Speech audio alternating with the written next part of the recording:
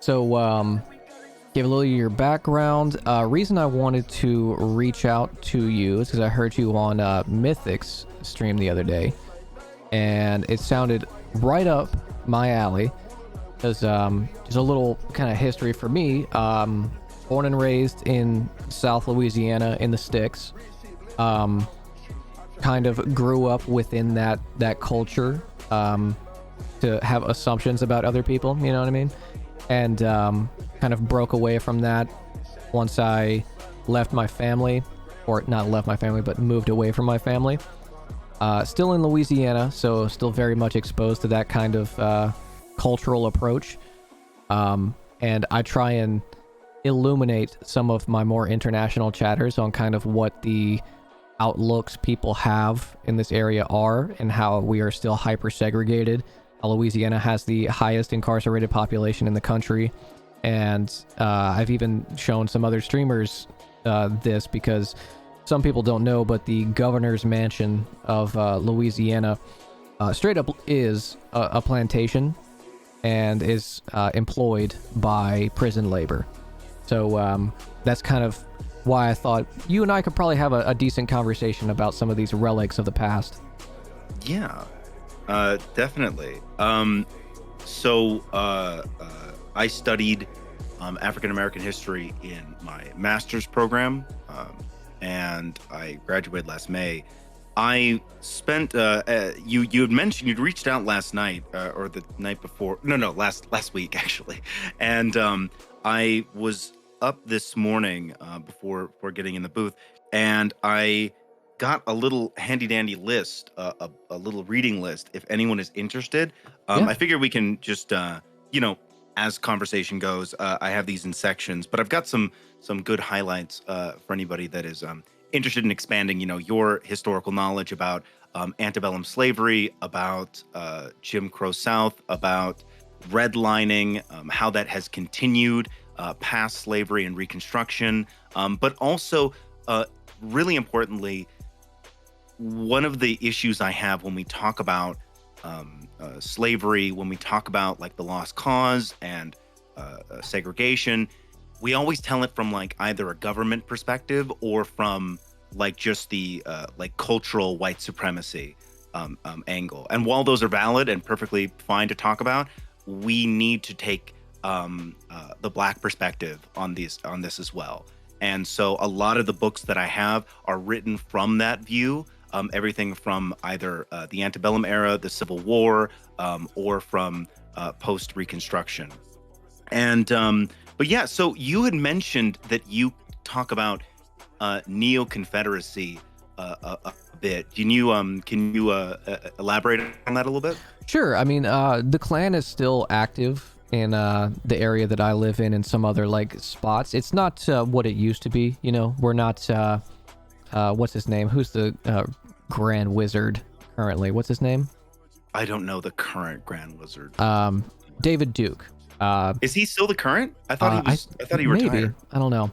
But he did run for governor of Louisiana, 1991 or 2. I believe it was the year I was born. Mm-hmm. So that still exists. We have a congressional representative, Clay Higgins. He's a hilarious person if he didn't have such devastating consequences.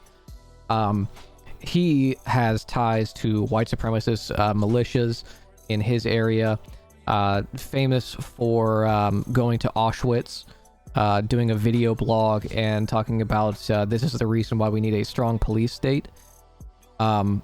Those are the kind of it's a take. It's a take. That is a take. Yeah. So those are kind of like the immediate things that I try and just illustrate that are still existent here. But maybe, I don't know if you're versed in like Louisiana specifically. I know you said you're in Texas. Texas has its own very unique and interesting history with that. But like one recent thing, I think I actually made a video about this for my YouTube, literature that we have. And just like you were saying, how it's not centered along the Black perspective, that is still in circulation in Louisiana. One of them tells the story of how difficult it was for a family that owned slaves during the Civil War and how they were forced out as refugees to go to Texas and move all of their slaves. So that's one thing that I've talked about in the past. Yeah. The classic Gone with the Wind narrative, right? The woe is the slave owner. Yeah. Having to flee the destructive North coming south, and uninvited, right? The northern aggression. Yeah, northern aggression. I think that the lost cause myth and the prevalence of focus in media related to things like I guess like white sympathy, slave owner sympathy. Um, I I think that they're related, but people don't consider them. I don't know. Maybe not as connected as they actually are. It is fundamental to understand that the narrative that we're familiar with today, even like things that are still around today, things like 1350, um, uh, uh, I guess negative stereotypes around African Americans, things like that, are all rooted in, well, really the founding of this country, and even before that. Uh, the really depressing part when you start to get into this kind of history is that very little of the messaging has actually changed. Really, about like the 18th century, you have people starting to put messaging out, that white people need to be like protected from African Americans. And then, of course, that gets exacerbated by the Haitian Revolution. That's a big fear in this country. So they use that as justification to say that, like, oh, look at how violent Black people are. Yeah. Haitians, South Africa. Yeah, exactly. And we still see it today. We hear it about South Africa today. And I suppose that it is only developed with trends, right? So you get example of this. In the late 19th century, you have a modernist kind of movement happening. Of course, like famously, Marx is a modernist. And later you have people trying to come up with grandiose, all-encompassing narratives and statistics in order to justify the racism that they just have. Basically, 1350, the very common archetype that we see like spouted off by right-wingers today. If you're unfamiliar, 1350 refers to the idea that African Americans make up 13% of the U.S. population, but commit 50% of the violent crime rate.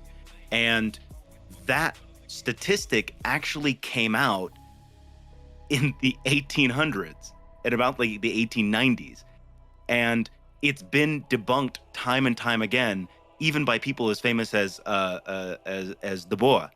And the simple fact is, like, we have to understand that at some point it is pointless to argue with these people because it's been done. We're like, you're banking off of hundreds of years of intellectual theory and historians working tirelessly to make the record clear. And while there are changes to the historical record and to the historiography, really, there's just, in my opinion, I just don't see a huge point in trying to convince people outside of like people that personally, right, about like how their perceptions of like this white empathy and how the lost cause is bullshit essentially goes. It's a small frustration. Do you feel like how these right-wing talking points that often just get kind of a little facelift or repackaged within like a contemporary situations? Like, I don't know if you caught Mythic and I last week. We actually did a 2v2 tag team debate thing against two Groypers who were, the topic was the Great Replacement, which is essentially just what you're talking about. It's the 1350, it's white empathy, it's birth rates, miscegenation, race mixing. It's all of this. It's just within the current context, but it is just age-old, like you said, debunked theories, and that's how I started my opener. I was like, well, I can't wait to hear stuff that's been debunked since, the late 1800s. It's really going to be fun. Do you feel like there is a place for educating people who may not be familiar with these old theories, and they're kind of being, I guess, capitalized on their kind of socioeconomic grievances and their kind of biases that still exist today? Do you think there is a place for people to try and re-educate people on that? Well, I tried to do my best here on Twitch. I think Twitch is actually a great place. People have I think it largely stems from the freedom to be able to move from platform to platform. So if someone goes and chooses to be on like my platform, right? They read my bio. It's very clear like what my work is. And so if they decide to stick around, like I think that that's a good place to try to teach people. But other than universities, I think it just depends on your locality, whether it's red or blue, essentially, because make no mistake, right-wingers are just anti-intellectual. They'll find like a new veneer for it in whatever, I guess, buzzwords they can. They tried it with the 1619 Project. Everything was about the 1619 Project, and that didn't really stick too well. So instead, they moved it to critical race theory, a theoretical framework that's been around since the 1970s. That is the most mild form of analysis I've ever encountered. Very clearly just trying to recognize problems in the legal system. So I think it depends. If you find yourself in a blue area, right, or someone personally, yes, I think you can sit down and try to have a conversation with them, right? But if you are like, let's say, trying to argue with people in a school board meeting, for example, that's probably not going to go anywhere. They don't know what they're talking about. Like, and the easiest way to find that out is just to ask them, what is critical race theory? What is systemic racism? Just ask the very basic questions about vernacular that you're familiar with, and there's a 90% chance they're not going to know what you're talking about. Yeah, I don't know what it is, but I fucking hate it. Yeah, and that's really is. Like, listen, I give the right wing a lot of shit, okay? They are really, really good at stirring up like fomented rage at things that their own base does not understand. Yeah, it's literally just manufactured outrage. That's really all they have to rely on, which is interesting because, and I was talking to Mythic about this too, how there is always a nugget of truth that these conspiracies are wrapped around.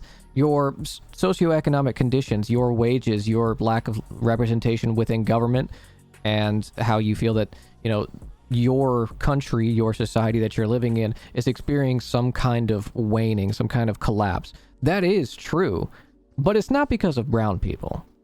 Yeah, no, that's true. But you can't tell them what it actually is, right? Right, because it would break from their, their conceptions and their very Western-centric, American exceptionalist values. Oh yes. You have to just whisper in their ear like it's capitalism. That's yeah. You gotta slip it in quietly in the night. Yeah. You gotta whisper it in their ear. Do some little what is it called?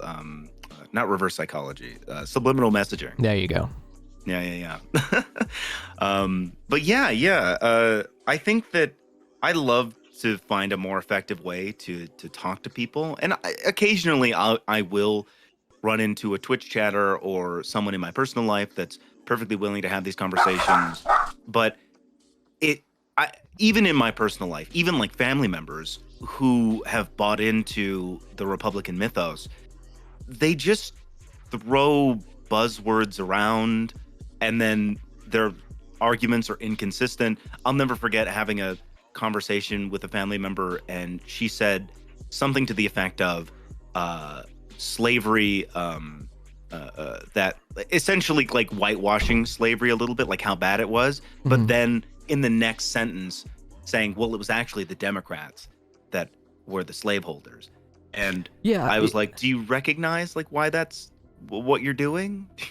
Yeah, I think it's mostly the trick. I mean, that is very much like just a Republican talking point. It's right in line with the dialogue tree, and I think it's meant to be like a gotcha. Well, like, you're a Democrat, but the Klan started in the Democratic Party. They owned slaves. It's like, I mean, do you not know about the realignment?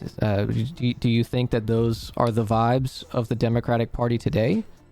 Yeah, a really simple way to like flip that around on them is ask, who are the KKK voting for today? Yeah. Like the people who are the most trying to keep black and brown people and immigrants from, well, immigrants getting citizenship, one, but from voting, from being properly represented, from funding their communities. It is Democrats, but by and large, it is the Republicans. Those are the ones pushing the legislation. I don't hear anything coming from the Republican Party that's actually meant to uplift, people of color, marginalized groups, or the working class in general. So your point is like, it fails on its face. Yeah, no, absolutely. But like, they aren't interested in expanding their voter base, though. They're interested in suppressing the vote, because every time fewer people vote, Republicans do better. So they don't need a big tent. They're perfectly fine closing it off and then complaining that it's closed off via their own, doing. Yeah. But we all know the perceived victimhood of the ruling class. Have you ever seen Good Christians? It's a brief snippet of a speech from Paul Weyrich in, I believe, 1987 or 84. Yeah, where he said, many good Christians believe that they want that Republicans want everybody to vote, when that's not true. The more people are able to vote, the further our chances in the elections goes down. So we go back to the kind of old estate where it's only white landowners who are able to manage our government. Yeah, that's very, very true. But one thing that I do want to highlight, that I think some people even in the left, maybe know in the back of their minds but haven't connected, which is that white supremacy and capitalism are intrinsically tied. Yep. The creation of white supremacy, the white identity even, and its relationship to capitalism as an economic system.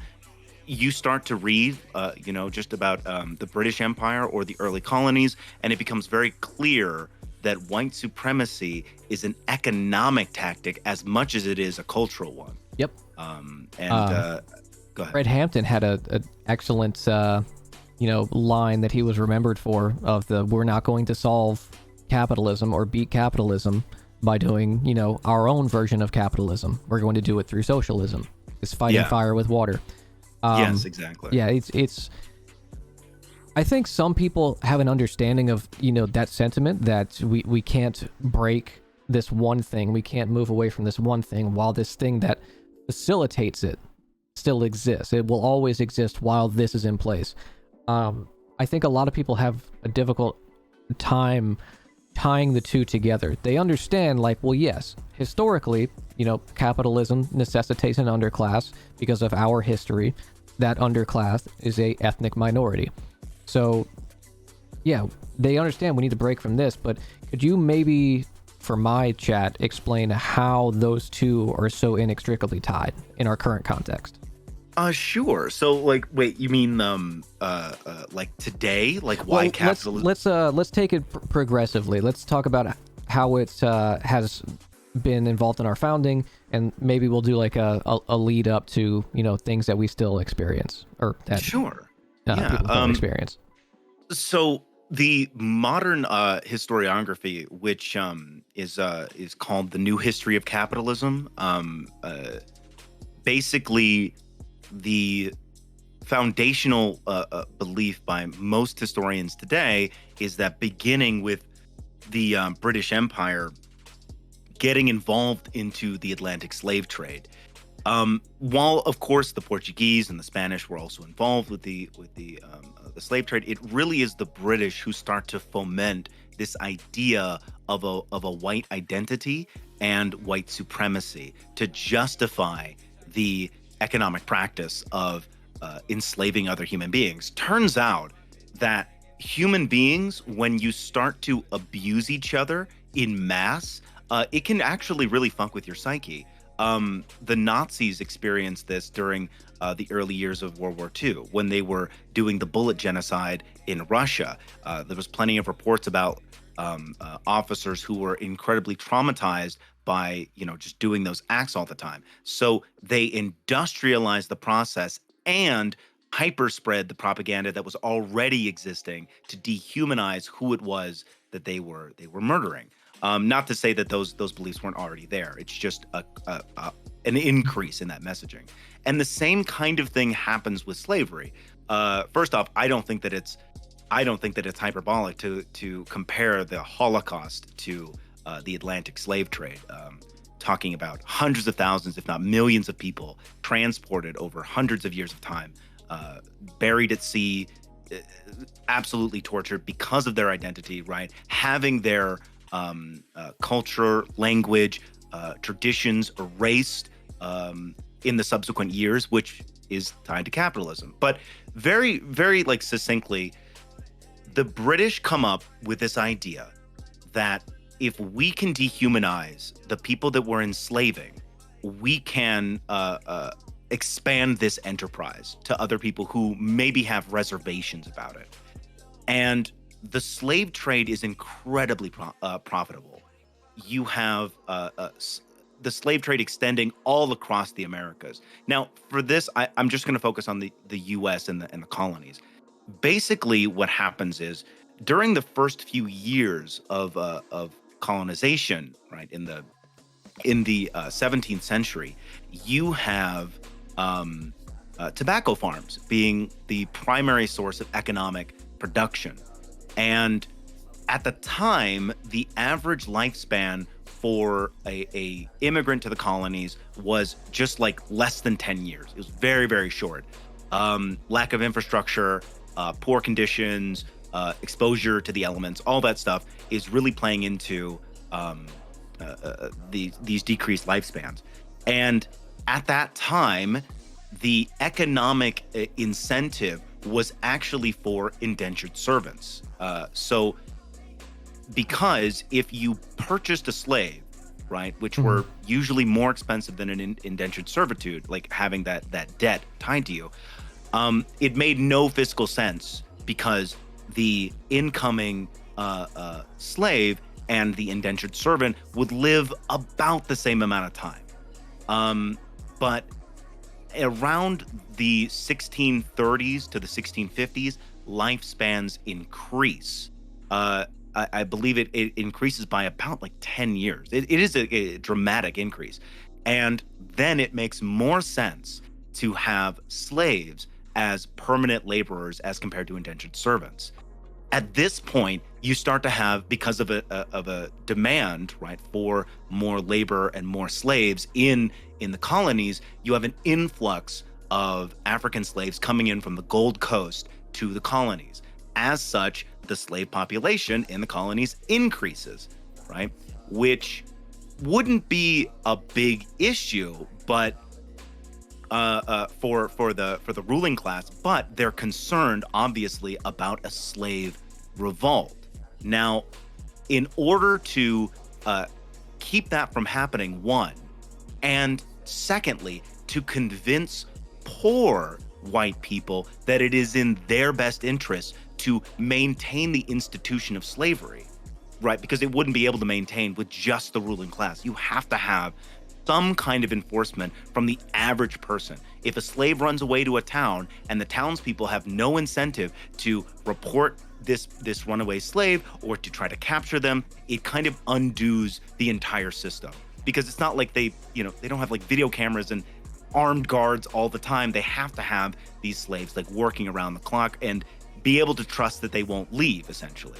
So they have to create a network that supports that system to stop slave revolts and to convince poor white people that it's in their best interest. Because slavery in and of itself in the colonies was not in the best interest of the average working white person, because now that job is gone, right? The job on the farm is now gone to a slave. They're essentially, it's like competition. So when that happens, you have to explain to them, right, that it's okay, and hey, they're better off here than living with you. Essentially starting the early period of segregation. Mm-hmm. And so what they start doing is they start essentially distributing early forms of propaganda, whether that was leaflets, by spoken speeches, by influencing government policies in certain regions, essentially creating the seeds of white supremacy in the colonies, where the average white person thought that it was better to have slaves and just black people in general living away from you, because they were violent, they needed supervision, and they were that's basically it for the average white person. And that only increases when you have the shift from the tobacco farms of the North to the cotton fields of the South. As the United States expands, the economic interest does as well. So you have this push down south to the cotton fields, where slave owners can manipulate the cultural makeup of their slave populations to an even greater degree. A book by Ira Berlin called The Great Migrations is a wonderful example, or a wonderful book about this process, by which the first generation and the first culture of this kind of mishmash of African cultures in the colonies changes to a what we would be more familiar with probably in media, the antebellum slave, right? The slave community.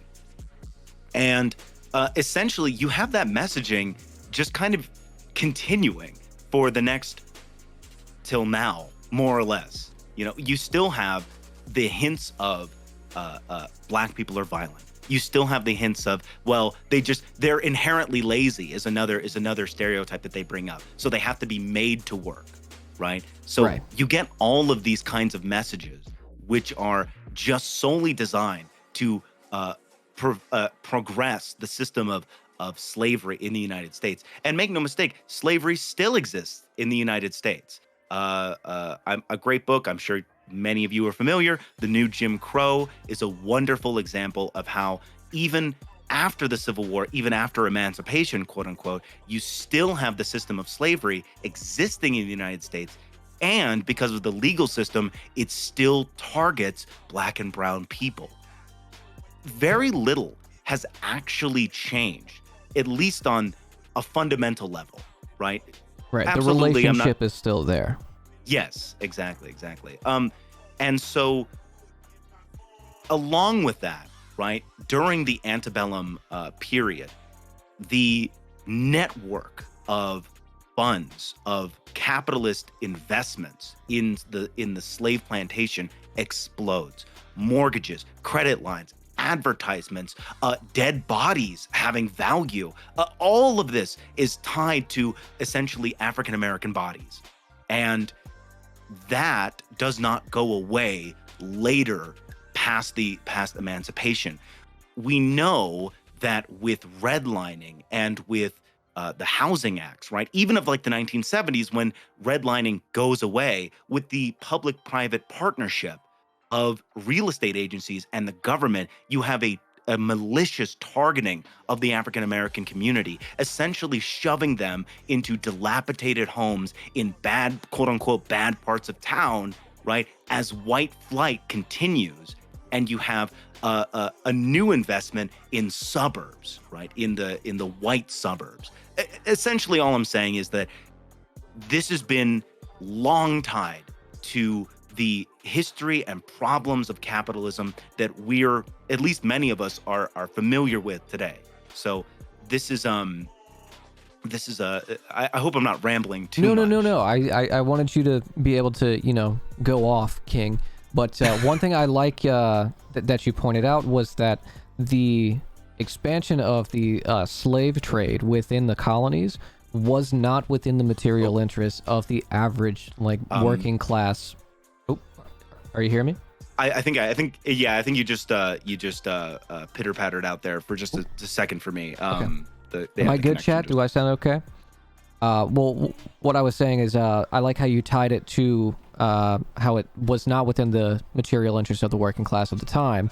Could you maybe, because in our discussion prep for that, Groyper debate that we had, we talked about how white identity has changed over time, and how certain like Poles, Germans, Slavs, Irish, non-white Anglo-Saxon Protestants were not within the in-group for a period of time. Could you maybe talk about how the propaganda to convince the working class at the time that it was within their interest to maintain this kind of shifted to include them within that? Well, the social incentive is really tied, of course, to the economics incentive. If you are white in America, you have more opportunities to you. And more importantly, you have no negative associations with you. You're the default, essentially. Right. So the incentive to be considered white, right, is very, very ingrained, right? Even going into what we would still consider today non-white people, black people with lighter skin, were even like described differently in historical documents by plantation owners. The closer you got to like perceptions of white people, the essentially the better your social standing was. Right. When it comes to immigrants and their progression, that's a very nuanced history. I'm not incredibly well versed on it. I can speak for the Italians for the most part, where they enter what we consider white today in the turn of the century, in turn of the 20th century. Right. Where because of their economic standing and their ability to form enclaves and to elect their own officials and be able to create businesses, essentially, they were able to cement their status as part of the white in-group. So it's complicated, but it largely has to do with representation and economic power. And that's something that, for the most part, the African American community has been excluded from since the inception of the United States. So, one of the things that I feel like a lot of people will bring up when we're talking about racism within the current context is history of racism within housing. Could you? I don't know if you're. If you have a repertoire of redlining history, would you be able to kind of give us a layman's description? Because sometimes it does feel like we use it as a quick, redlining, housing, but let's contextualize what that means. Sure. I'm not a redlining historian. Okay. I have a few books though that I've read about the subject. Essentially, if you're unfamiliar, basically speaking, redlining was the system by which real estate companies would literally draw a red line in housing district maps.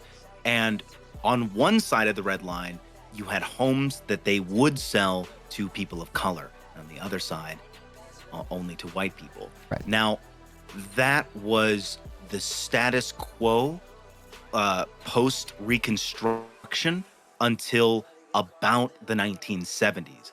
I'm going to preface that with saying it hasn't really ended. Right. Because while the explicit system of we're not going to rent to you or we're not going to sell you this home because of your skin color is now absolutely illegal, mm-hmm.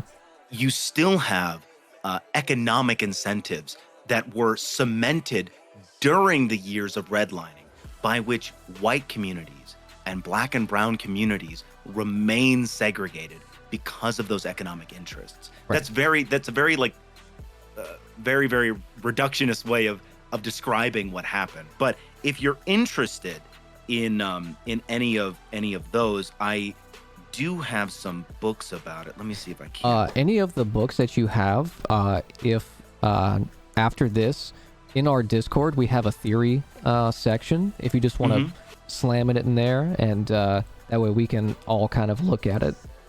Sure. Yeah, absolutely. I have, hang on, 13, 20, 21 recommendations. So, perfect. Yeah. Let me see if I can't find. I had one that I really wanted to mention for this. Medical. That's a different one. I'll have to look it up. But It's yeah, all good. keep in the Discord. I'll recommend that. There's a few really good books about redlining and the history of white flight in America and how that has continued. But I will link those in the Discord after the call. Do you feel like there are some works, especially with the CRT hoopla that we had like a year and a half ago? There was a lot of mention of like Ibram X. Kendi, Ta-Nehisi Coates. Do you feel like much of the kind of excerpts that we saw in circulation from their works were not given their proper context, or that perhaps there are interpretations of history or of these kind of methods of analyzing and contextualizing what goes on within our society with regards to racism that maybe miss the mark, don't have quite a materialist analysis? So, are you asking me, like, were these out of context, or like, do you were the feel like books- any criticisms of some of these works were warranted? Because a lot of them are obviously going to be mischaracterized. They're going to be quote sniped essentially for certain things that may not reflect the whole of their work. To be completely honest with you, I have not read much of Kendi's work. Or what's the other one that people like to use? Robin DiAngelo. Yes, right. yeah, that's one of them. People like to use White Robin DiAngelo's Fragility. White Fragility. Yeah. I have not read those, so I have no idea. Yeah. My faith in the right wing, propaganda sphere in properly contextualizing a book, pretty limited. But I will say that some of the things related to, namely Robin DiAngelo, and how corporate America has used Robin DiAngelo's book, don't work for me. Right. Namely, we talked about this at the beginning. What is the proper place and time to teach someone about like systemic racism, about like the history of America? You know where's the worst place? Your workplace. Right. That's the worst place you could possibly try to tell somebody about like white fragility, right? Recipe for disaster. But again, like, they're corporations. What do they give a fuck?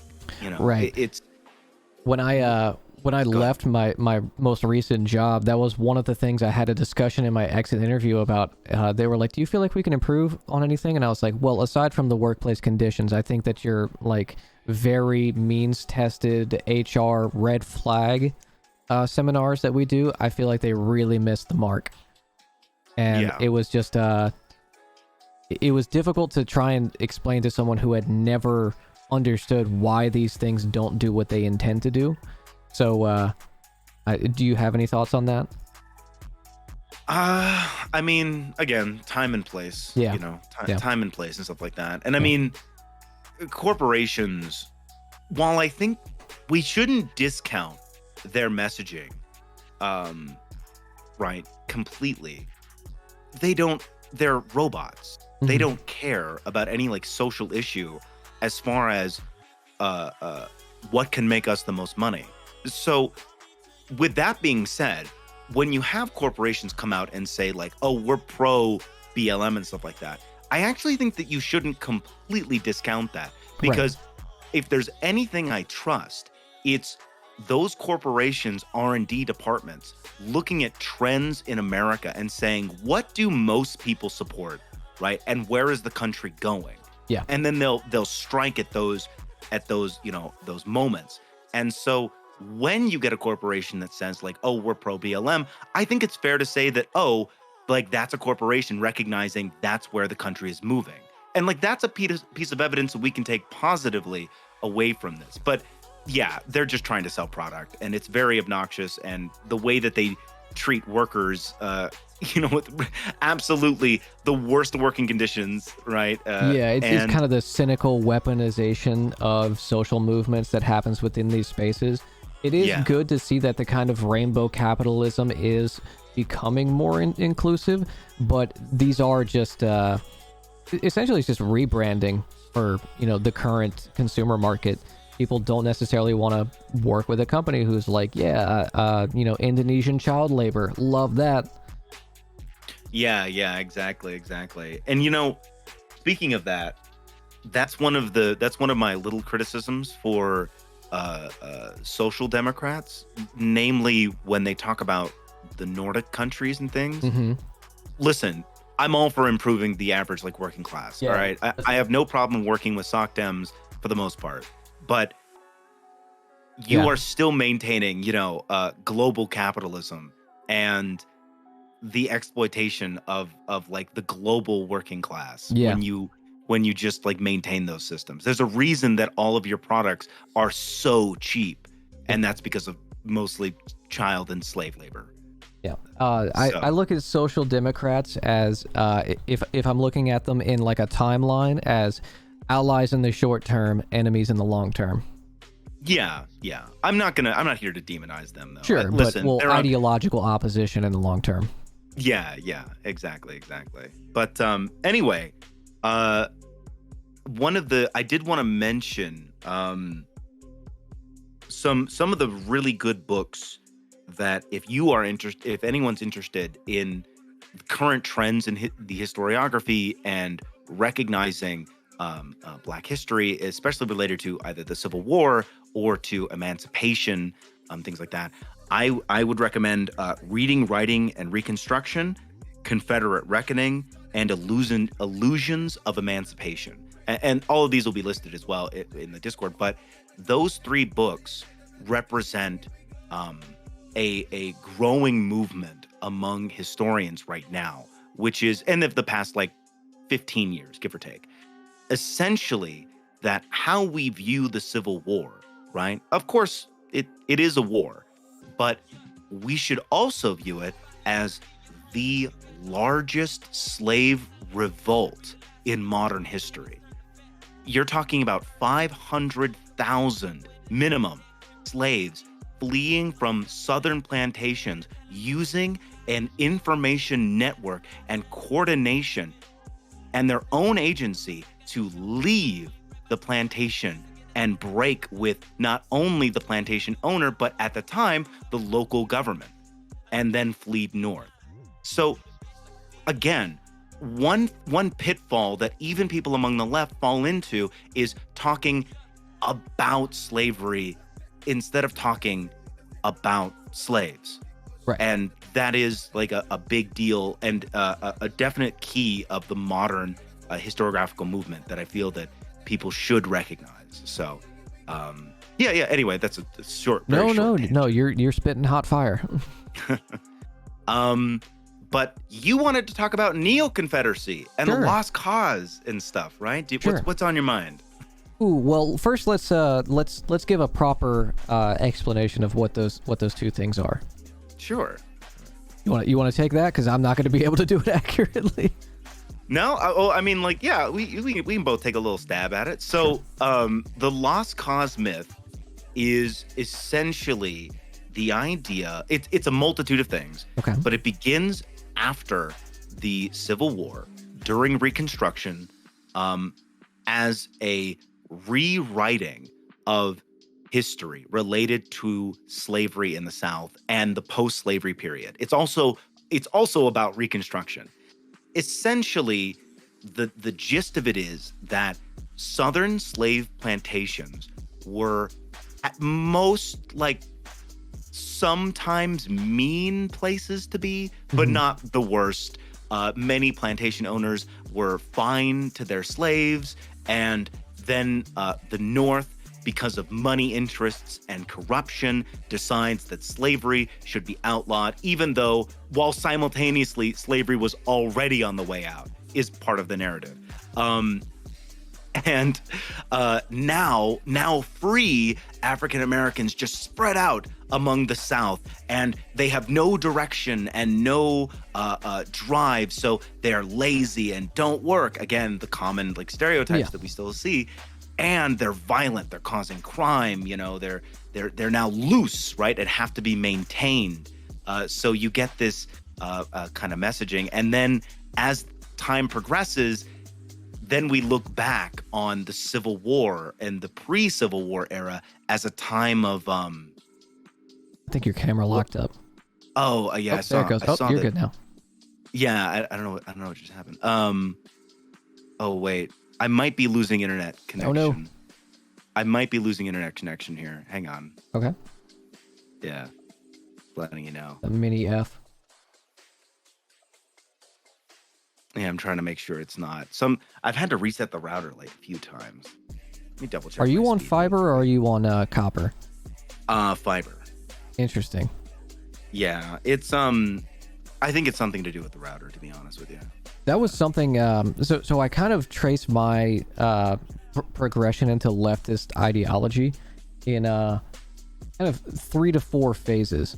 One was when I was, in high school and Iraq War. That was certainly a point where I was like, oh my God, we're being lied into this. Second was my work within mental health, working in hospitals, kind of seeing poverty and its worst outcomes, and seeing how it disproportionately affected a certain segment of the population. I'm in Louisiana, so our proximity to New Orleans, high,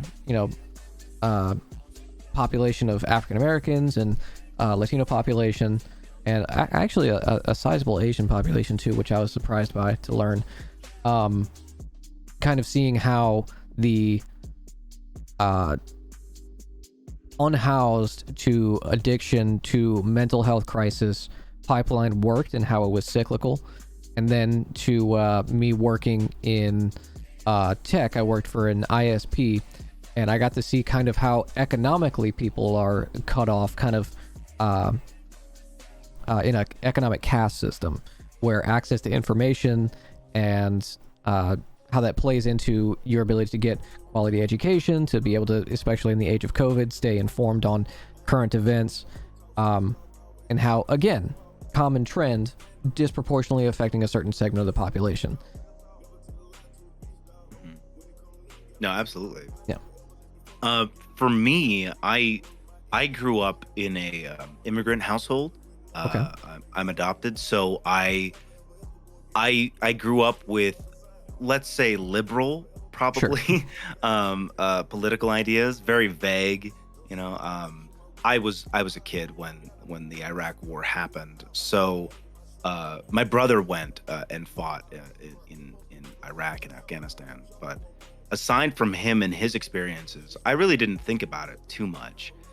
Looking back and reanalyzing the lies that were told to us, and we so easily bought hook, line, and sinker, to get into the Iraq War, I think demonstrated like fundamental problems in the government and how we're lied to, but I still didn't really identify as like a leftist until I actually came to Twitch.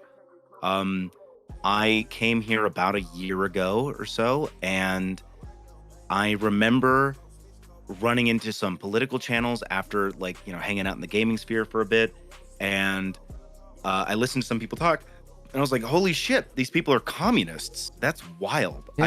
I didn't think there were more than like 5 of these people. I thought communists only made Molotov and talk about I don't know, seizing production. I even had less knowledge, less like indoctrination. It was just communism. That's when the USSR, right? Yeah, it's when everybody gets paid the same amount of rubles, but it's all like 2 rubles, so everyone's something poor. Like that. But I listened and I stayed. I remember one of the first ones I hung out with was actually in Proudly Radicals. Hell yeah. stream. Yeah, definitely a great streamer. And then I went over and I started hanging out in Ravana's community as well, and a couple other people. And I remember at the time thinking that, wow, these people are making fantastic arguments against capitalism. And while I at the time didn't consider myself like a socialist or anything, I recognized that I didn't have any good counter arguments. It's like, yeah, shit, they're kind of right. Like someone just says, oh, capitalism is wage slavery and labor theft, right? And you think about that and it's like, oh, that's just a silly thing people say. Hyperbolic. Yeah, come on, that's ridiculous, right? Yeah. And then they like lay out to you why what they're describing is what they're describing. And you realize that, holy shit, yeah, no, they're 100% right. Yeah, like the authoritarian relationship between employer and employee is just a logical next step conclusion from the abolition of slavery, and then that was the logical conclusion from the lord to serf. Yeah. I mean, I don't completely fall into that way of thinking, mainly because that's a modernist approach, which to be fair, Marx was a modernist historian, so that's the shoe fits. We don't really use the modernist approach. What I mean by that is another word for this is like a Whiggish view of history. Essentially the idea that history moves in these large sweeping patterns, the ever progression, right? The boulder up the hill the towards conflict modernity. theory. Yeah. Or the great men theory as well falls into like a modernist theory. Yeah.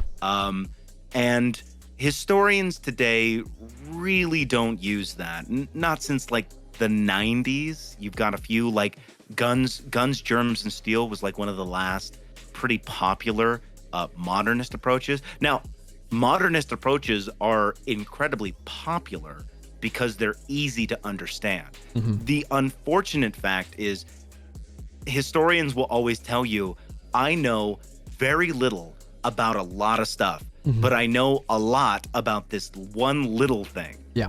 And that's kind of how we view history, is what I describe as like the kaleidoscope. These individual moments or peoples connected by a wide array of different cultural, language, religious norms, right? In one area, but could be vastly different 2 miles down the road. Exactly. And you can't assume that any large group is any more connected than the people in their own vicinity. Right. And that kind of approach lasts through time as well. A generation ago is completely different than the next generation. Rather than think of them as like your ancestors, right? Implying this developmental process. Think of them like almost like an alien world where maybe they've seen your reflection in a like a funhouse mirror. Some things are familiar, yes, but their society, their culture, their norms are so distinct and so fully formed that you really can't think of them as anything other than their own existence, their own kind of unique experience. And so that's kind of how we talk about history today, which unfortunately is hard to translate to someone that, is more familiar with like a complete modernist approach. Yeah. It's interesting that you put it like that, because that is so I'm a student of sociology. I'm currently in an undergrad program. So that's kind of how I've explained to some people in chat why I don't believe that America has a universal culture. How we do have cultural universals. How there are prevailing attitudes within the American kind of body politique, but by and large, like you said, 30 minutes down the road, especially if you're in a rural community, is a completely different culture. And zip code to zip code is very different. Sometimes even within the same zip code, a block makes a difference, as they say. So I don't know about your experiences in Texas, but did you have any kind of, since the topic is kind of Neo-Confederacy, lost cause, did you, in your upbringing, see anything like that? I know you said you come from like a kind of liberal family, kind of progressive. But did you see that within your community? Well, actually, I grew up in Southern California Oh, until I okay. was 16, and a fairly liberal area. But I moved to Texas like halfway through high school. Uh, yes, I've definitely heard some people say some very yikesy things and very, very ahistorical ideas about history, or about the Confederacy. I see Confederate flags all the time. Of course. Yeah. And it's interesting because the Confederate flag as a historical symbol is fascinating, Mm-hmm. because it's not as if the Confederacy held up, the battle flag and then said, like, this represents all of our ideology, right? And we're going to tout this as the end all be all for our political movement.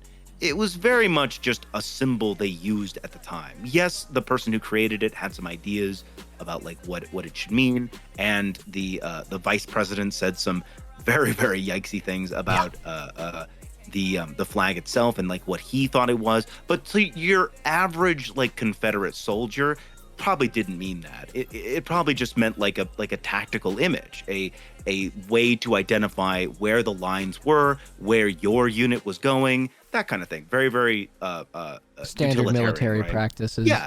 Yeah. And it's not until really the early 20th century that the Confederate flag, thanks to the efforts of the Daughters of the Confederacy, starts to take on a new image, this idea of Southern heritage, of quote unquote like pride in Southern norms and things like that.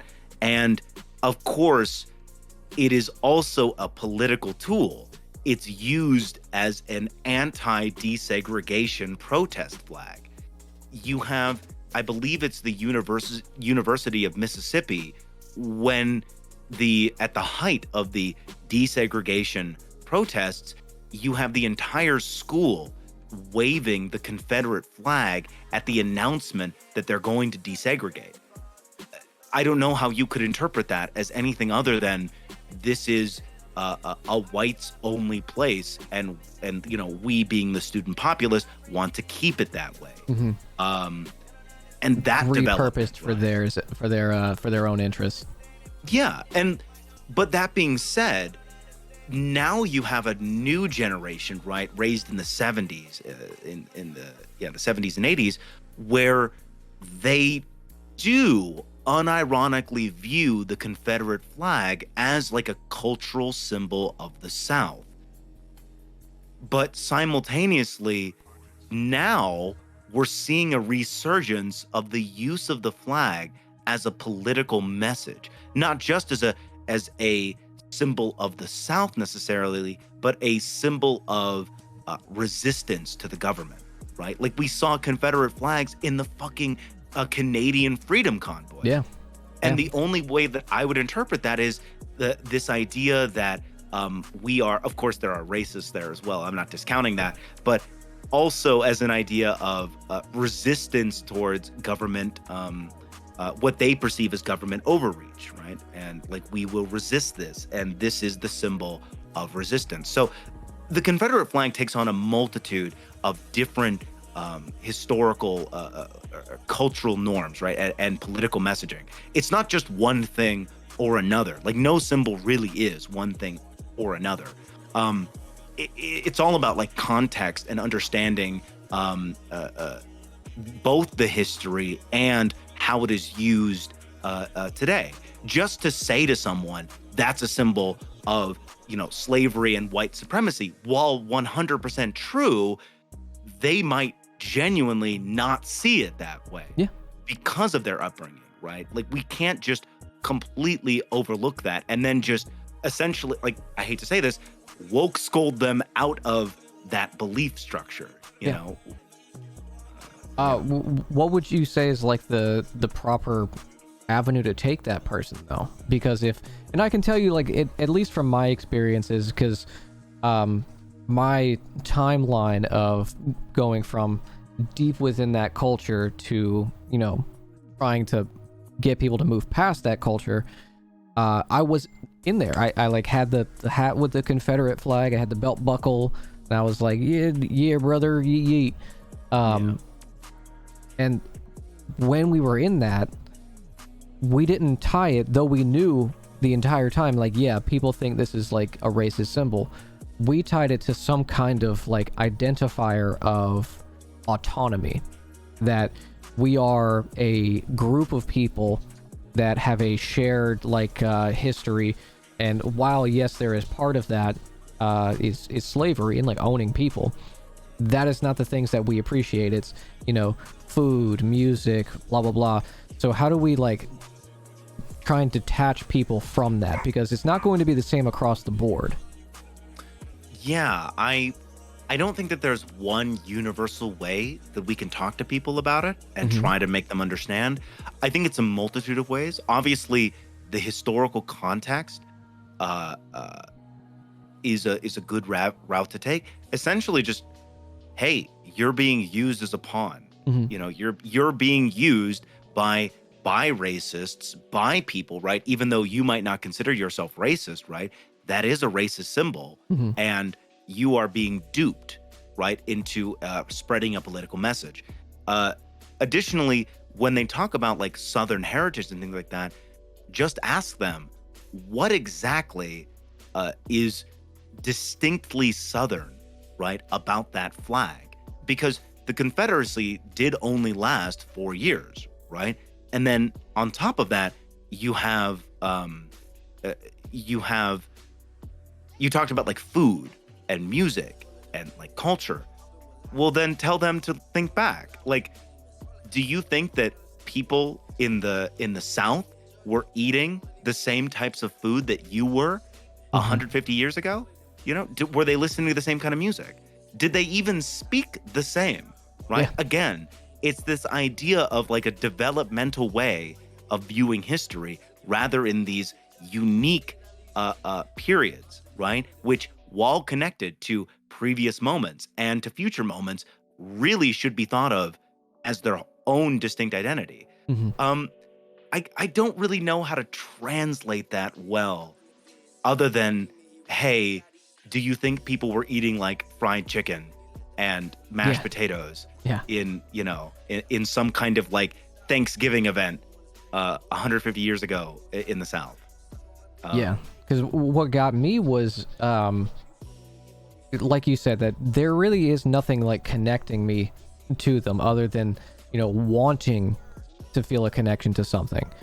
And someone told me like, well, even if you were living within that context, you wouldn't be, you know, one of the people on top. You would be one of the people working in the dirt. Yeah. And so why would you try and rep something, even if you don't view that symbol as reflective of, you know, its actual history, even if you try and like reappropriate it for something that's actually like wholesome? You can't detach yourself from it, and you have no connection to it. So why do it at all? You know, I think it's definitely that. And I also think part of it is a pushback to what they perceive as like a hyper fixation on slavery in America. When like some of the historical theories that I agree with, right, and I've personally written papers about, is the development of labor practices and labor experimentation on the plantation fields, and how things like Excel can tie their roots, right, to the accounting practices of those plantations, moving north to the factories later. Things like that, or the history of like gynecological research being tied intrinsically to slavery. I feel like for an average person, they just hear that and they're like, oh my God, you think everything in America is tied to the economic practice of slavery. And the really hard sell is to tell that person to their face, yes, that is largely true. Yeah. You know, and the biggest hurdle they'll ever have in their ideology and their worldview is tying everything back to like that exploitation.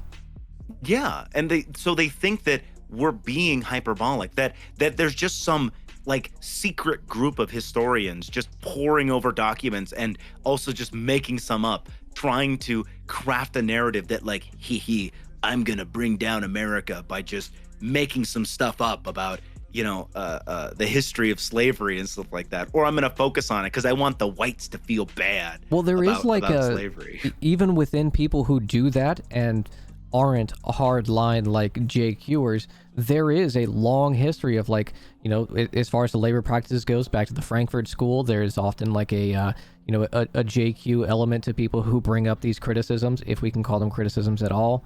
There's like a, cultural Marxist, cultural Bolshevist, like plot to, make everybody autistic and homosexual and Marxist. Like these attitudes, these worldviews are so pervasive within our, national identity that breaking people from that is kind of like asking them to question their very self because it's so integrally tied. Yeah, no, you're absolutely right. Like, essentially what we're doing is like, hey, when you say, what does it mean to be American, right? My gut response is it means that we are built upon a country that was constructed via slave labor, slave commodification, right? And the subjugation of the working class as well. Mm-hmm. And I fully believe that, but that's a hard sell to a random normie. I think that you can't ever just tell someone that right out of the gate, or even like your first few discussions. You have to really painstakingly walk them through the historical material facts about this country. I've had plenty of people question my credentials, right? Because they just don't like what I'm saying. You had someone in my chat do that earlier. Oh, what, my credentials? Yeah. I mean, like, yeah, like I'm this is the hello internet. Yeah. I have a degree, but you don't care. Yeah. Which is fine. I don't really care. The long and short of it is, I know that the vast majority of people I talk to are not going to be convinced, by the historical reality. Yeah. That's fine. My goal with my channel, with my academic stuff, is not to convince every single person I talk to, but rather just continue to keep talking and not stop talking about this, because I will reach out to some people, right, without trying, who haven't thought about the history of America. I've had people that have come up to me and told me like, wow, I've never thought of, slavery this way. And, like I would have never connected X and Y together, but now that you've explained it to me, right, I do. And that's part of the right-wing like propaganda pipeline, where they'll take, essentially, they'll say, the left is saying that modern medical science is thanks to slavery, right? And then they'll just end the conversation right there, right? Now, the real truth of that is that, yes, that is true, but you can't just tell someone that outright, right? There are entire books of like hundreds, if not thousands, of source material that go into proving each and every one of these theories. And if you just started out with intro and conclusion, right? Or leave out the intro and just do the conclusion as this hyperbolic statement, yeah, it can seem ridiculous to someone who, it doesn't want to know, or just doesn't have the time or the energy to do the reading themselves, right? Which I think is most people. Well, books are communist, so I mean, I can kind of understand their Listen, their appeals. Das Kapital was written in a book, all right? That's proof. Yeah. That's all the proof I need. Yeah, you ever think about that, libs? Well, it's interesting that you talk about medical science, because just today I was looking on stream with chat about an article on black women having a higher risk during pregnancy. It's an article from lx.com. I think it's like in partnership with NBC. And the stats are wild to look at. It's like a woman telling her story of being pregnant and kind of like the fears and like experiences that she went through, and brings along the stats with it. I can send it to you if you want. But it's interesting that you talk about science, because that even just attitudes and practices, even if the science itself we don't really see as racially exploitative in its development now, its practice still has that. I mean, academia with representation, pain scaling being kind of, I know, in like you said, being very hyperbolic, but pain scaling is often a less inclusive, we'll say, way that medical practitioners kind of assess how patients are doing. So yeah, it's an excellent point for you. Yeah. If you or chat are interested in a wonderful book about, wonderfully written book about a very terrible reality, the history of gynecological research in this country, I recommend Medical Bondage, Race, Gender, and the Origins of American Gynecological Research. Essentially, that book lays out a history beginning in the late antebellum period, based on perceptions of African Americans that were already like laid down, that Black people didn't feel pain as badly as white people did, which is like a common stereotype, and that Black women were hypersexual and more like quote unquote robust than white women, meaning that they could be experimented on. Not only was their pain tolerance higher, right, in perception, but also they could withstand more like physical punishment than white women. So just to address a question real quick, Whomst asks, how do you quantify pain? Usually it's on a scale of 1 to 10, is how like medical practitioners ask a patient about pain, and it is statistically proven that black people, namely of course Black women, are disbelieved about their pain levels when they tell medical professionals, and that stems from slavery. Essentially, you have doctors who, the medical field is kind of a clusterfuck at the time, experimenting on slaves, people without rights, who they didn't need their permission to do anything to them, and study their body parts, and then of course use them for scientific research. Essentially, a lot of the discoveries that we have today are thanks to this terrible exploitation and just savage treatment of Black people in this country, namely Black women. And that's not to say that Black men, of course, were not also experimented on. It's just that the sexual organs and the sexual reproduction was particularly focused on in Black women, and it still today has a lasting impact, which that you provided earlier, which is that Black women during pregnancy are much more likely to pass away as compared to white women. Yeah, I think the stat was 2.9 times more likely to die. Let's see. Yep. Yeah. Let's see. I think it was 860 women who died of pregnancy-related issues. 55.3 per 100,000 live births counted in the Black population. I think. Sorry, I'm like reading these back and forth. Yes, much higher. Yeah. Just based on what I look. Anyway, yes. So, and I don't want to keep you too long, but one thing, and you can answer this if you want or not, because it's kind of a weird question.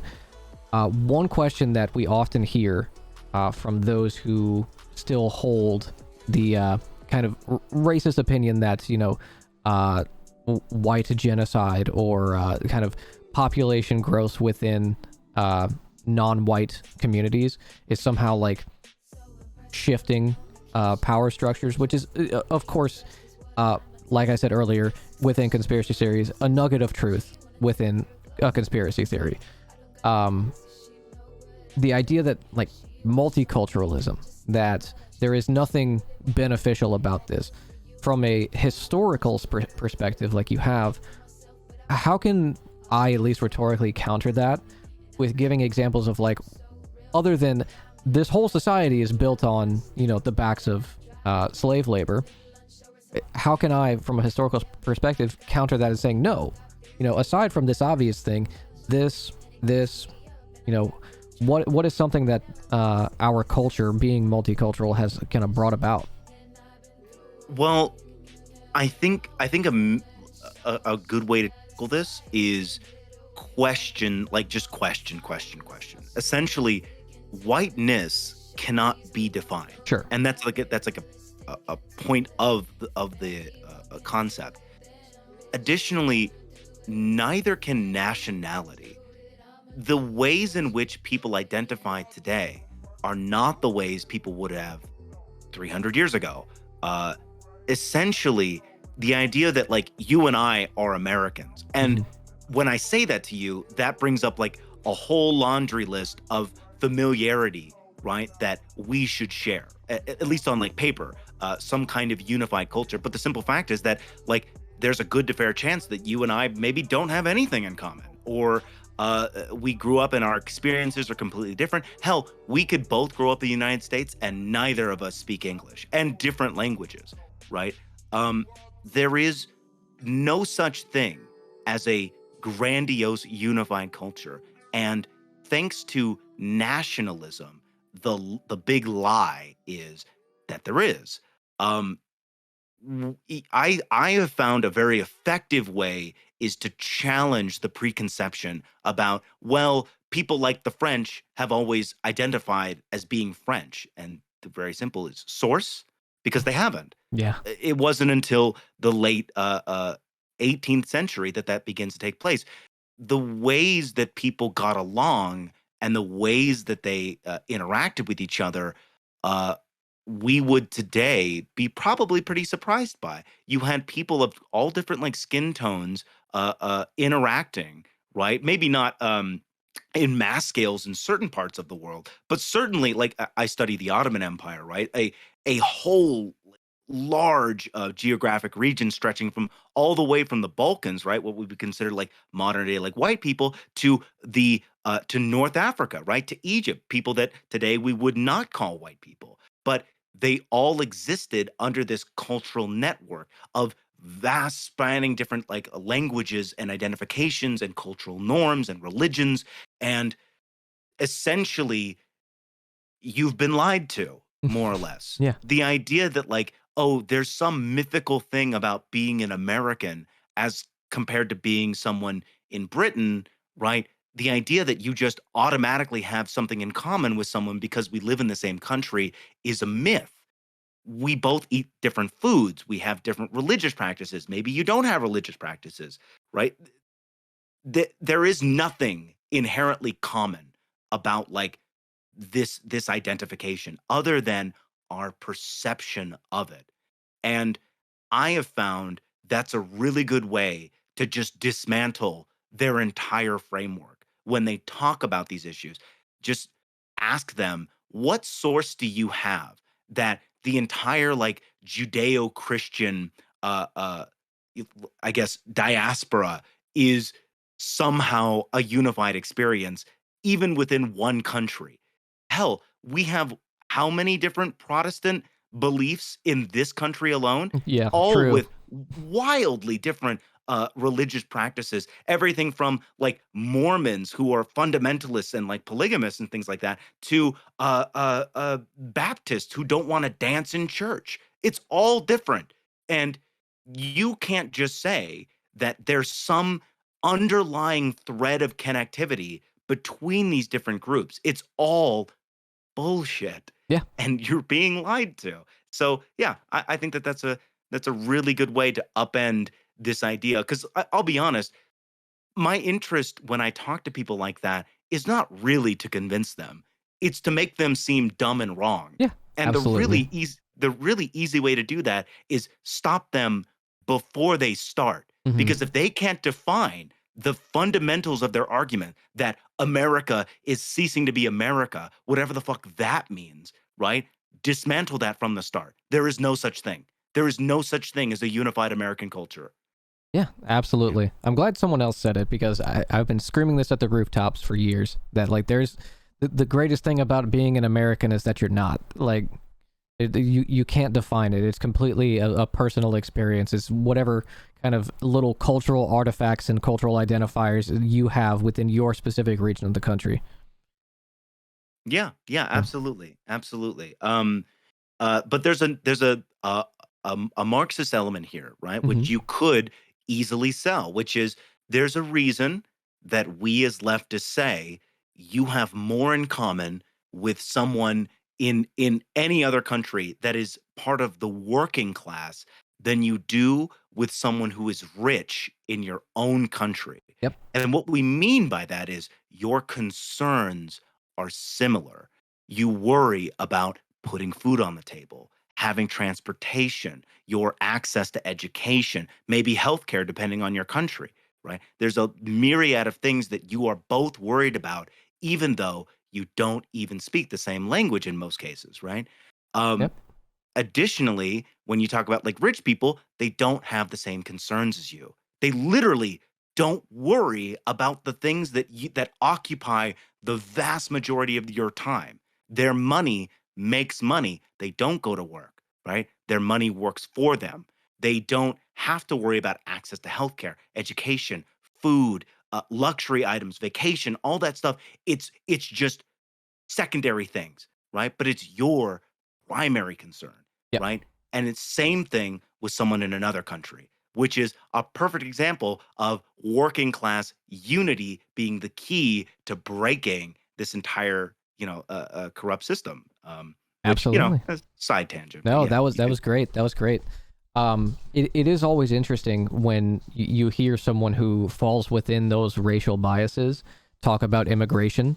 How oh these Guatemalan dudes, I've never met harder working people in my life. How they can be like that close to the answer, and yet Yeah, because of those very deep rooted institutional biases within our legal system, how they've been brought up within their culture, how even if they're right there everything else stands, against just taking that little extra step. It's like, yeah, because they're workers, and so are you dum dum.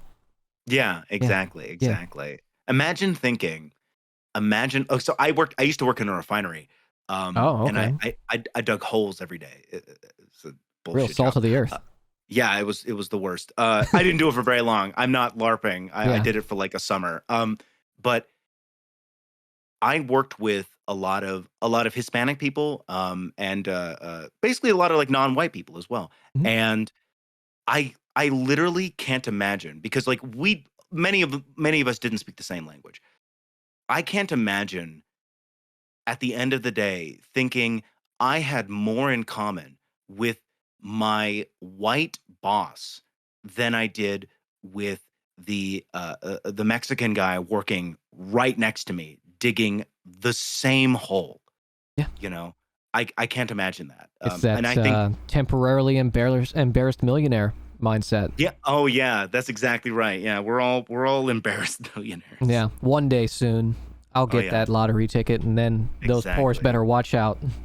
Exactly, exactly. You know what's not to go off on a big side tangent here, but that's one of the side benefits that I am starting to enjoy being a getting into voice acting is that I'm technically starting my own business, but I'm the only employee. Hmm. I'm not exploiting anybody, and I get to choose the projects and the type of work that I get to do. And I never knew that kind of freedom beforehand. I've always just worked for somebody else, and the myth that we've bought into is that it's noble to be able to choose your own work and be able to dictate your hours and things like that for other people. Hmm. Because like what makes my joy, right, of having that freedom somehow more important than someone else's, right? It's that smidgen of empathy Yep. that I really wish right wingers would try to tap into on occasion, or even like liberals too. Like it's not just right wingers. even progressives often buy into that myth. The ever talked about small business owner, Mm, you know.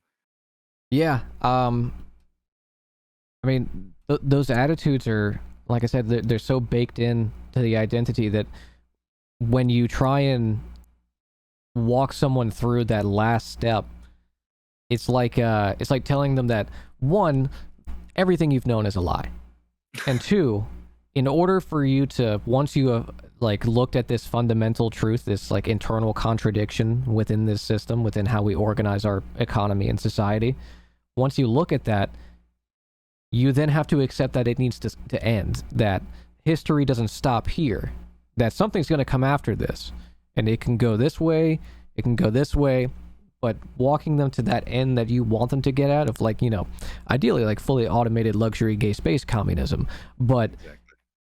breaking them from that, it's like telling them the world is going to collapse and end, and you have no idea what's going to come after that. It kind of Yeah. feels like it's just easier to imagine the end of the world than the end of capitalism, as what was his name? Who said that? Capitalist realism? Yeah, I think so. Yeah. It's keep in mind, this goes out to just leftists in chat and audience members, but essentially, be patient Mm. with your liberal friends and people that don't agree with your economic policies, because you are fighting a lifetime of indoctrination that it's subtle. It's essentially never outright said that capitalism, right? Unless you go to certain places, it's never really outright said to a normie that capitalism is the answer to everything. It's just assumed. It's talked about kind of like gravity is talked about, this ever-present system that has just kind of developed over time, always kind of been there. There's always been rich and poor people, right? But today we have more freedom to choose our place of business and things like that. And like, this is how it's going to go forever. If you don't believe me, go watch a science fiction movie. Half of them are all about like late stage capitalism that has just run amok. All the big science fiction films of the 1980s, things like that, RoboCop, Alien. yeah, Alien, all talking about like late stage Blade Runner, Yeah. all talking about late stage capitalism. Ooh, That Dune. Yeah, yeah, Dune as well. It's all about this stuff that that people just assume, right? And then they'll see those kinds of movies and just they don't even question it, even Mm-hmm. though the irony is baked into every scene.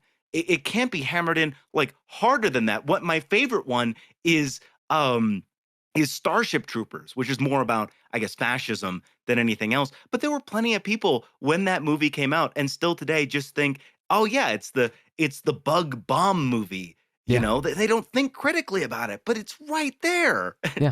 They don't see that it's all about, like, I mean, it's even in the citizenship through service, that unless you're Yes. willing to give your life, the kind of like machismo and weaponry fascist mythos of belonging to the in group is one that is crafted through heroism. Yeah, yeah, and all the adults are mangled like cripples after like their Yep. their time in service. There's like one lady who is like blinded by acid, right? Just teaching like a chemistry course. There's people missing their legs. Like, oh, there's a scene where Rico goes to sign up for the infantry battalion, and he shakes hands with another guy sitting in a chair, and he says like, I was part of first battalion infantry as well. Good on you. And then he turns around and he's missing both his legs, Mm-hmm.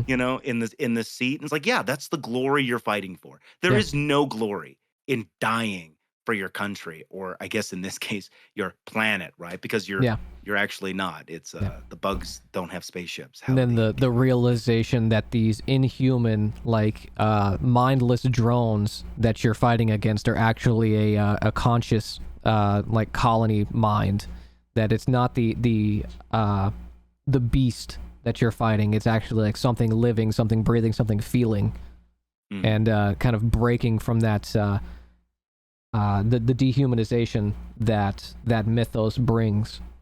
Oh yeah. Oh, Maudie. Machunga, Maudie. Sorry. Yes, Judge Dredd is absolutely a criticism of late stage capitalism. I think I really enjoyed the new one. I don't know if you've seen it. That's with There's a the guy who's also in The Boys, right? yes, with Carl Urban, The wonderful, Boys. Oh wonderful my actor. God. How Yes, can The we forget? Boys. Yeah. It's everywhere. Yeah. It's everywhere, but no one sees it. The But there's greatest like deception, I talk about this in like conservative commentators as well, like political actors within the conservative media space, that their greatest weapon that they use is convincing their audience that their ideological opposition, their enemies, the ones that are like trying to destroy the country, are doing what they're doing. That yes. capitalism is when everybody has a fair shot, when everybody's on an equal playing field. But communism is when wealth is hoarded at the top by just a few people and everybody else is left scrounging for scraps. Like, no, you did the. I don't Yeah, know. you're describing the thing you're doing. And that's like what happens with our media, that these movies like Elysium, Judge Dredd, 1984, Dune, that these things are not about a subtle or at times like overt critique of the current system we live in. These are about this other system that, even if it's referential to like, Stalin's USSR period, that's not like what the theory is supposed to be. That's a attempt and a failure of these systems that we at least are talking about. Absolutely agree with you. And historically speaking, translating that, like, if you can get someone to recognize that, hey, like capitalism's kind of unfair, right? And you talk to people and talk about like unequal opportunity, right? If you can get them to understand that, your door for explaining the historical material reality of the Mm-hmm. United States founding, right? And like our capitalist history, getting them to how that influenced slavery and how that influenced America is a much easier task. I don't know which would be easier to start with, like chicken or the egg, essentially, type strategy there. But that's an interesting. I haven't thought about that, I guess. But Yeah. yeah, everyone I've talked to. I think a really easy one is the military industrial complex. Like, Yeah, especially people who were Zoomers, it's harder to explain to. It depends, because Zoomers pretty much like grew up with nothing but war. But for people who were like alive and kicking and conscious during like post 9/11 era, it's very easy to draw a conclusion between like the interest of capital and how working class kids and kids of working class individuals are just being shipped off for nothing. But because yeah. of again those kind of like nationalist tendencies and how American militarism is kind of tied with our identity, it's hard to break from that. But I think that's probably the easiest line to take. And then healthcare, like those, Oh God. incredible. Yeah.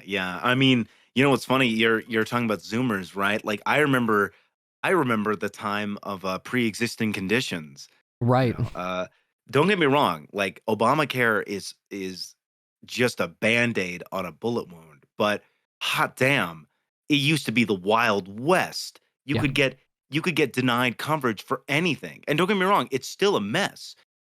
But the idea that like we were trying, like as at least as a federal government, with Trump trying to undo those very basic protections, uh, are universally unpopular, even among right wingers. Yeah. The idea of you talk up to them about like pre-existing conditions, like talk to them about it. Ask them like, hey, do you think like those should be covered? Like you didn't choose to like have a pre-existing condition, right? At least not in most cases. You just got unlucky. Mm-hmm. You had it when you were born. You got into an accident, something, whatever.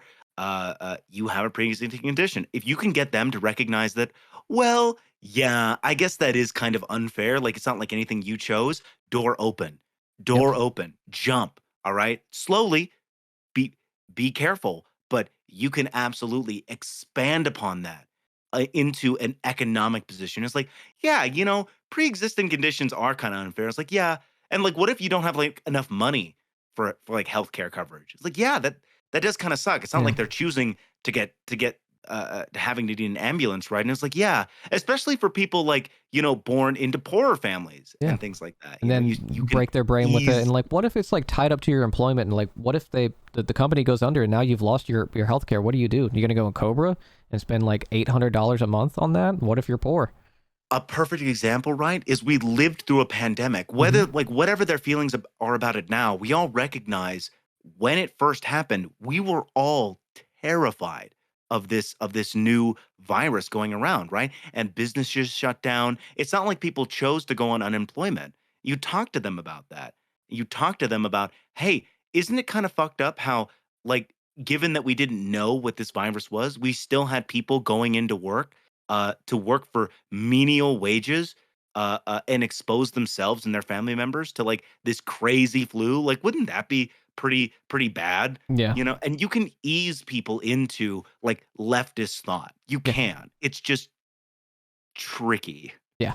You got to like pick your targets, usually it's like whatever subject people are most interested in, that's where you can focus. Like if it's immigration, if it's like national security, if it's like job security, like those are usually like where right wingers are concerned. If it's like culture war stuff, those are a little harder because it's just empathy. It's just like building up a person's empathy for other people. Yeah, and that's an argument I make that the biggest difference between people on the left and people on the right is empathy.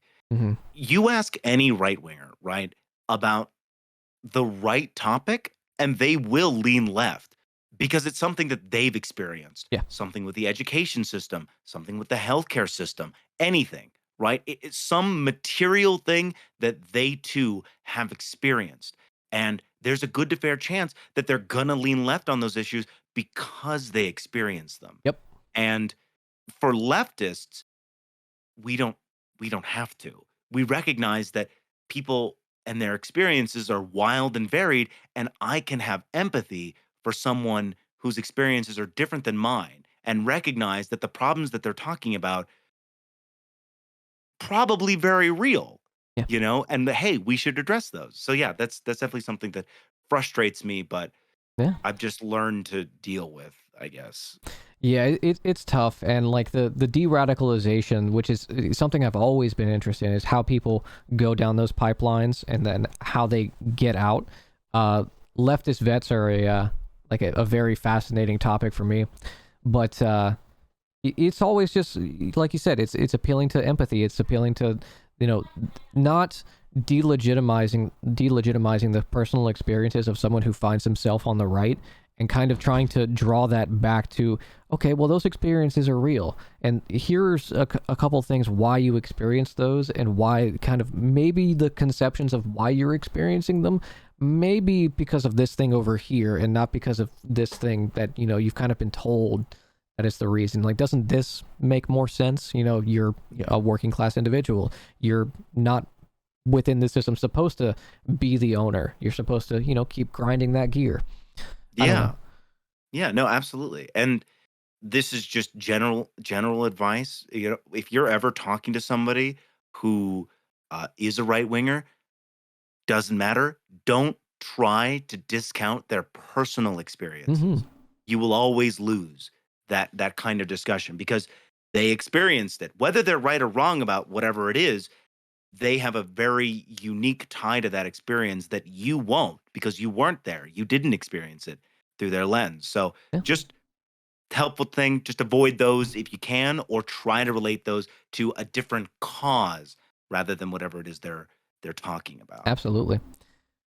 This was a excellent discussion. I do co-host a weekly panel called Ministry of Science, where we get together a bunch of academics, PhDs, and kind of politically minded people to Mhm. talk about academia and how the kind of apoliticization of academics is harmful, and how we can kind of move past that. If you ever want to come on that, please feel free to drop me a line. I think you would be an excellent addition to that format.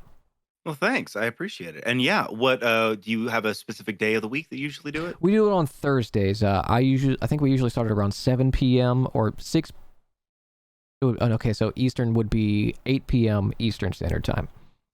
Okay, 8 p.m. Eastern Standard. Yeah, Okay, so Central yeah, would be 7 for us. yeah. I can. I would love that. Let's see. So 7. You said that's Eastern Standard, and you're in Central, I'm in right? Central. Yes, I had to think Okay, about it for a second. so same time zone. Okay, So it'd perfect. be yeah, it'd be 7 p.m. for me That's right. You said as Texas. well. I forgot that. I thought Well, California for a second, but yeah, yeah. Well, I mean, like you go down to I think it's like El Paso, right? You start to get into Pacific Standard or something like that. Texas is it's either fucking Pacific huge, but Standard or Mountain. But who cares about Mountain yeah, really? It's like a yeah. Is non-existent Mountain time even a zone. time zone? Yeah, it's not real. It's part of Yeah, the cultural deep Marxist state. plot.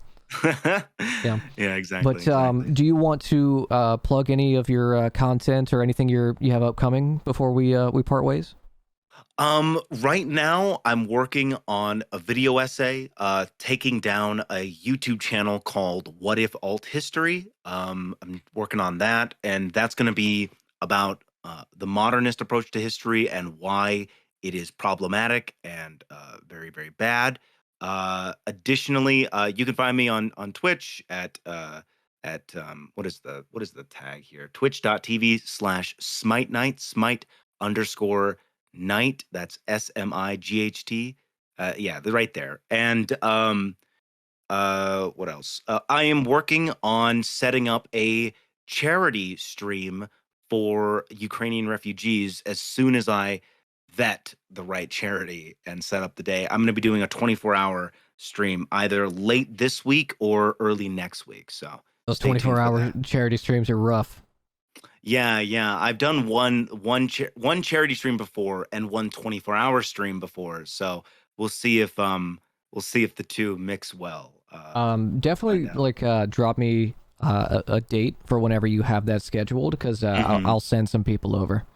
Definitely, definitely. It'll be announced on my Twitter, on my Discord, and I'll Perfect. drop you a line as well. I'm Perfect. looking to collaborate with a few people who want to come on for different segments and things like that. We can Yeah, all play some absolutely. games or something. But yeah, anyway, thanks so much Yeah, for having me on. This has been wonderful. I don't get to talk about history nearly as much as I really enjoy to. I love it, especially whenever it's done from like a left perspective. Oh yeah, definitely, definitely. Yeah. Which let me little secret for everybody. You start to get into upper academics of history, you're going to run into a lot of lefties. A few righties for sure, but a lot of Really? lefties. Oh Okay, yeah, well, there's righties. we'll save that discussion for Ministry of Science when you come on, because a lot of Definitely. we have a criminology and sociology professor, we have a PhD candidate in microbiology, and we have a what is Dr. Buena ethics chat? I think he's an ethics professor, or he does a bunch of stuff, and we kind of have a rotating cast of co-hosts, and they kind of have the opposite take. And a lot of their contemporaries have a very Western centric and pro America, pro capitalist view. It depends. I Yeah. mean, I'm not going to say that it's like everybody for sure. Good way to guess, are they a military or medieval historian? If they're Mm, either one of those, they're probably not a lefty. If they're anything to do with the last like 300 years, there's a good to fair chance that they're probably at least sympathetic to like leftist views, if not outright anti-capitalism. nice. Okay, that kind of makes sense then. Yeah, because you would because of your, it's kind of like economics people, how they're always very capitalist because that's like the mode of economic production that they're taught about. So yeah, that makes sense. Okay, well, yeah, I think this was an excellent conversation. I really appreciate you coming on. And if you ever get into some voice acting stuff, I definitely want to take a look at it, because you have a perfect voice for broadcasting. Oh, thank you. I appreciate it. I think I Yeah. have a face for broadcasting too, so Everyone always I'm says really that. at I the don't know right why, thing. because I told Dan Simpson, another lefty streamer, that one time. I was like, you have a perfect voice for radio. And he was like, oh, and a face for radio too. Like, It's come just the on. common Yeah. joke. It's the Yeah. I listen, I am not original. I'm actually a big hack. So, Okay. it kind of goes with the territory. But no, thank you so much for having me on. Like I said, I love talking about this. Yeah. But Appreciate it. anyway, I'm gonna head to the gym and Yeah. I will hit you up later and let you know those dates for that. Yeah. Definitely. Go get your swole on. Appreciate you coming by. Yeah, Chat, go give him a Definitely. follow. See you later, chat. See ya. Later.